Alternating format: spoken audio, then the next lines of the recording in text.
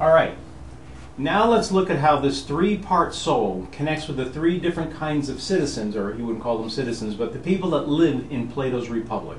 This is one of the most disturbing and interesting, shocking, exciting, odd, if nothing else, things about Plato. This actually sets the stage for pretty much everything that we see in Western civilization. So imagine that the individual soul is connected to the various roles that people have to play, and then the next little section we're going to see how those different roles connect to the different kinds of government. So the reasonable part of our soul is the part that understands the higher forms and so forth. So remember, the top forms, the form of the beautiful, the form of the good, the form of the perfect horse or the perfect cow. So these are the parts of our mind that can grasp the eternal forms, reason itself. Now we'll talk about cowness and horseness in a minute, which will be a little bit odd again. But the question then is, in the perfect state, who is going to rule the state? Who is the philosopher king, the philosopher queen? Well, these are the rulers, these are the guardians, the top guardians, who are driven themselves by reason. These are people whose reasonable souls are at the absolute pinnacle of the state. So he's going to say, the guardian class, the rulers, are people who are ruled by reason. But some people are not quite as reasonable. And so as we educate our population, those who are not quite capable of having the same reasonable abilities as the rulers also have a particular place, a certain obligation within the state. And these are the people who Plato will say are driven by appetite or spirit. And they are going to be the guardian class, and they're the soldiers. So here we have guardians. Now the guardians are reasonably well educated. In fact, it's the guardian class that Plato's most worried about, because the guardian class is not only going to be able to be reasonable, the guardian class is also going to have access to the weapons, the guns, and the conditions of power and death within the state. They're the ones that are going to control what people do, determine when we're going to have a war. They're the ones who are the most well-armed and the most dangerous. So the education of the guardian class is essential to Plato's Republic. Then there's us, the appetitive class, the people who don't really love beautiful things, who don't love beautiful ideas. We just like trinkets and garbage. We're the ones that go for the bling bling.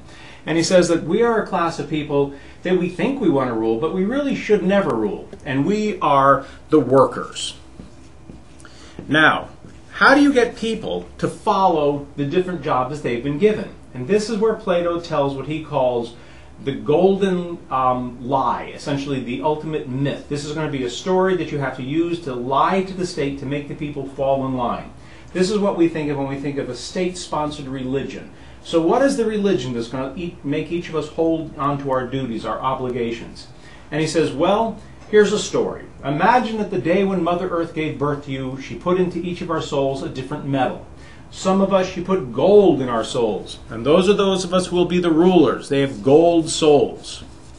Some of us, she put silver in our souls, and those of us who will be the guardians and the police force and so forth, and we're going to be a lower class. We are the silver class.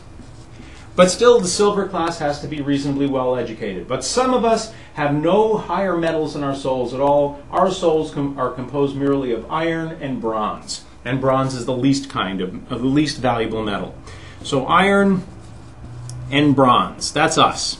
And once you realize what your soul is made of, once you understand what it is that the Mother Earth has given us, then we know what our job in life is. So those of us who have nothing more than iron or bronze in our soul should work very, very hard and try to accumulate metals of gold and silver. So we're the class that's just interested in going to Kmart and buying trash. We like gold, and we like things, and we like silly nonsense, and we really think that stuff's important.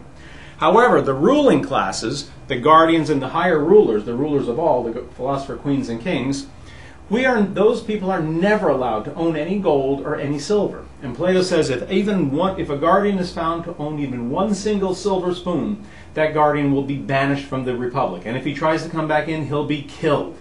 So the gold and the silver and the lower metals, the base metals that are in our soul, determine what in fact our jobs will be in the state.